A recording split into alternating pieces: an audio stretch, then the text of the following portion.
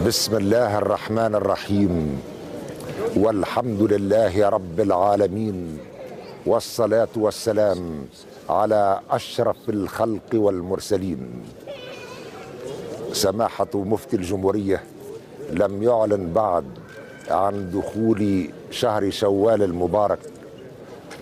سيكون عيد الفطر إن شاء الله إما غدا أو بعد غد، ولكن سواء كان يوم غد أو ما بعده إن لم نتمكن من رصد الهلال، أقول لكم عيدكم مبروك، وتقبل الله صيامكم وقيامكم، وعاد الله عليكم هذا الشهر المعظم بالخير واليمن والبركات، وجعل شوال المبارك مباركا، وسائر الأشهر وسائر الأعوام القادمة مباركة على كل التونسيين والتونسيات وعلى الأمة الإسلامية قاطبة.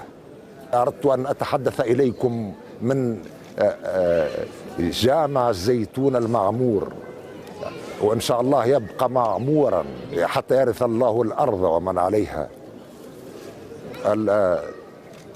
الحمد لله نحن نعمل من أجل تحقيق إرادة شعبنا، وليعلم الكثيرون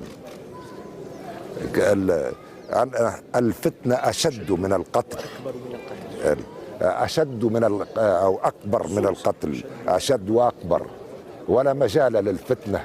نحن شعب موحد وسيبقى إن شاء الله موحد، تجمعنا كلمة الحق وتجمعنا المسؤولية، ولدينا إن شاء الله من القدرات والإمكانيات ممن يحقق آمال شعبنا في العزة وفي الكرامة وفي السيادة الوطنية. جامع الزيتونة شهد العديد من المحطات المتعلقة بسيادة الدولة، وخرجت منه العديد من التظاهرات، وخرج منه العديد من العلماء الذين نوروا الفكر الإسلامي في العالم الإسلامي قاطبة.